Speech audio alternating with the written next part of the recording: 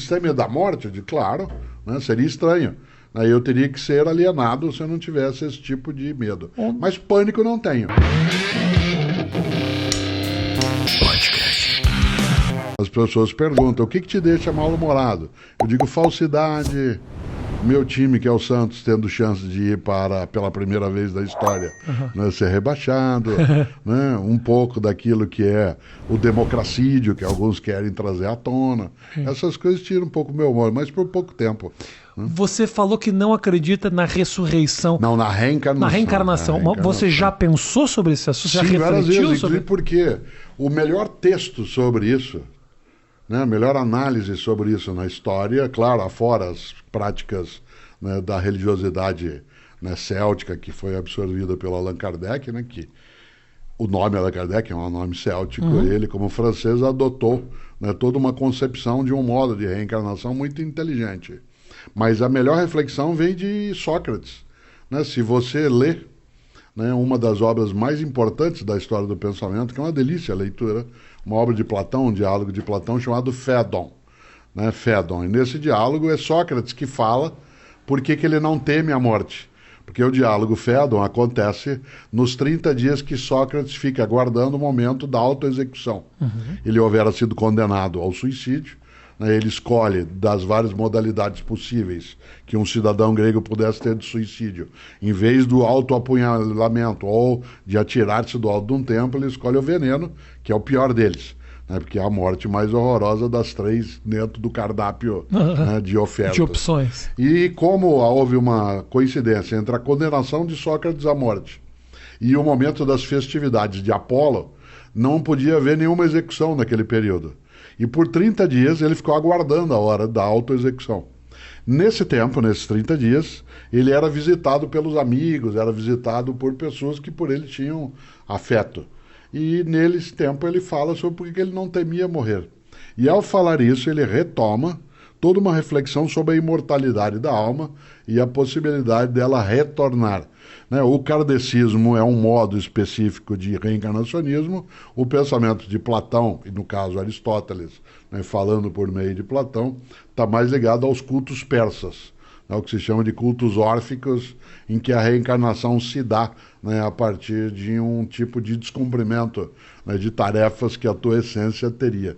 Toda essa volta é para lembrar que na filosofia o tema foi tratado já há 2.500 anos. Depois, claro, a percepção da reencarnação, ela vem de outros modos. Né? Eu não tenho essa crença reencarnacionista. Você tem medo da morte, Cortella? Eu tenho medo, mas não tenho pânico.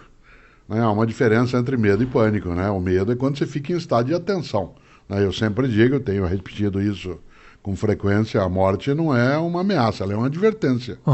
Ela diz, você mortal sendo, cuide-se para não desperdiçar aquilo que você tem, porque cessa. Sim, sim. E nesse sentido, o medo, sim, o medo é algo que é absolutamente importante, que se tenha de qualquer coisa. Eu tenho medo de cair, eu tenho medo, né, de perder a saúde. Medo de cair mesmo? Claro, eu operei o joelho direito, coloquei prótese, e portanto eu preciso, entre a última vez que conversamos e agora, eu estava um dia na Praia do Forte, Salvador, após uma palestra, estava com Cláudia, com quem eu sou casado, e ao final da palestra, para desestressar, a gente, como fazia vez ou outra, foi correr.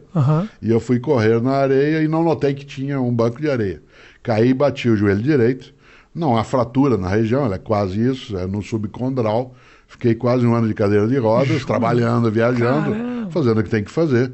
E hoje eu tenho que me cuidar, né? Isso significa que o medo é um estado de proteção. Uma pessoa que diz que não tem medo, né, ela está absolutamente desprotegida. Como eu digo sempre, o grande pecado de Aquiles foi achar que não tinha o calcanhar dele, né? E, portanto, ele pereceu exatamente nesse polo. Por isso a morte, ela não me assusta, não. O joelho, mas o joelho tá... Sim, esse sim, né? Eu recuperado agora? Sim, fiquei um tempo de muleta, depois um tempo de bengala. O fato de eu ser da área de filosofia e ser um senhor de barba branca, a bengala deu um ar mais provecto, mais circunspecto. Sim, dá uma credibilidade. Ofereceu, né, algumas vantagens, mas depois dela deixei, agora já faz...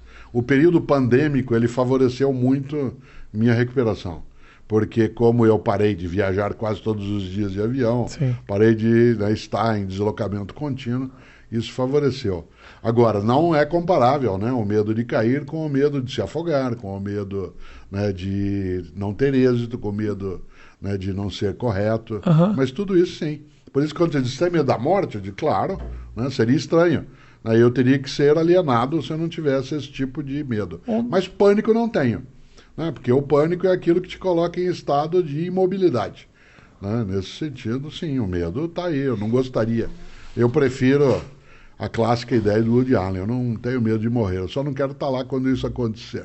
Eu tenho medo, eu fico, a fantasia que mais me apavora não é a minha morte, é, por exemplo, meu filho.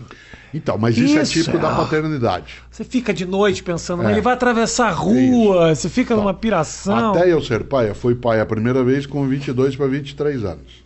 Depois a segunda com 24 para 25 e a terceira com 31. Até o primeiro momento de paternidade, eu tinha um pouco de temor da minha morte individual, exclusiva. No momento em que eu tenho sobre outra pessoa a tarefa do cuidado, a responsabilidade. E essa tarefa do cuidado, ela é movida a um afeto imenso, porque é entendido como não outro de mim, mas uma forma desdobrada de uma possibilidade minha. Continuação, uma continuação. Evidentemente que eu não conheço ninguém em sã consciência que após ter sido mãe ou pai, ou ter de cuidar de alguém, mesmo que não seja de geração biológica, não tenha entrado em estado de tensão, né, com essa situação. A frase, eu prefiro morrer no teu lugar, eu dou a minha vida, ela não é uma frase vazia. Ela tem um sentido expressivo. Agora, uma das coisas que nós temos de fazer é, Rafinha, formar as crianças para que elas lidem com a perda. Nós não podemos fazer com as crianças aquilo que, de uma certa maneira, o mundo hoje digital, ele dá a ideia de que você pode ter ou uma second life, no sentido de usar uma expressão de um modo antigo dentro do mundo digital, e segundo, de que você pode resetar as coisas. Não.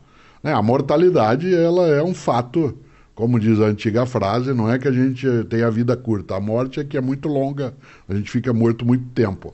Nesse sentido, uma criança ou um jovem, ele tem que ser preparado também para a perda.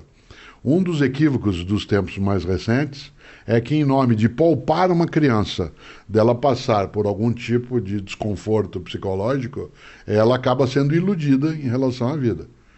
Então, de repente, autoestima é diferente de autoengano.